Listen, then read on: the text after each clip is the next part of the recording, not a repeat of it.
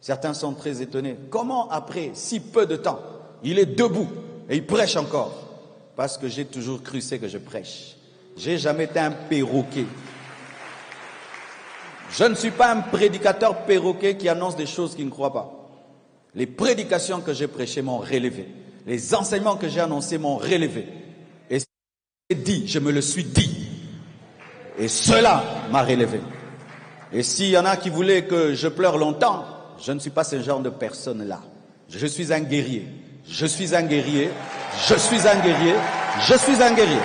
Si toi, tu n'es pas de cette race-là, pas de problème, continue à pleurer. Mais moi, je suis un guerrier. Je l'ai toujours été. Le temps que tu passes à pleurer, tu ne verras pas les flèches du diable. Il faut essuyer les larmes pour bien voir. Il faut essuyer les larmes pour bien voir.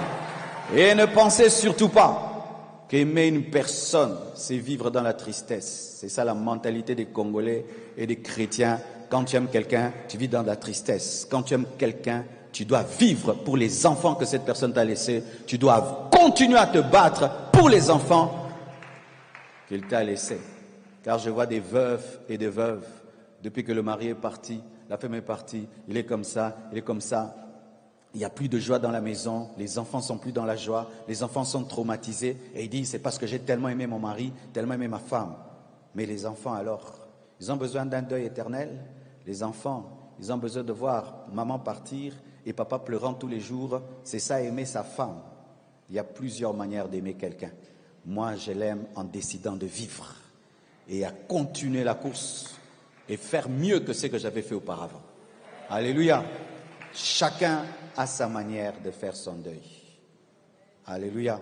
Parce que nous ne sommes pas identiques. Chacun sa personnalité, sa formation et sa révélation de Dieu. Les gens n'ont pas compris lorsque David, son enfant, était malade, a jeûné, s'est mis dans le cendre. Quand l'enfant meurt, il se lève, il se met de l'huile.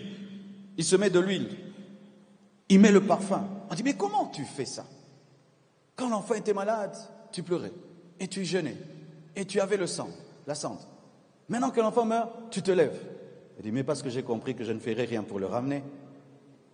J'ai jeûné parce que je pouvais ramener l'enfant. Maintenant que je ne peux plus rien faire, je dois continuer. C'est un verset biblique. Tu penses que si tu t'attristes toute ta vie, ça va ramener la personne? Ça va te donner une maladie de cœur. Ça va te donner une maladie d'estomac. Et puis vous allez mourir à deux. Et les enfants seront orphelins de père et de mère. Ainsi, j'aimerais parler à tous les veufs, à toutes les veuves qui ne font que pleurer. Ça fait des années et des années. Tu as assez pleuré comme ça. Et tu n'as pas prouvé au monde que tu as aimé ton mari ou ta femme. Seul Dieu sait. C'est ça, ces choses-là, de vivre devant les gens pour prouver qu'on a aimé. L'amour, c'est à l'intérieur. 3 ans de pleurs, 4 ans de pleurs, au point où tu as vieilli et tu penses que c'est ça la volonté de Dieu. Surtout pour nous les chrétiens, on nous dit quoi? De ne pas pleurer comme ceux qui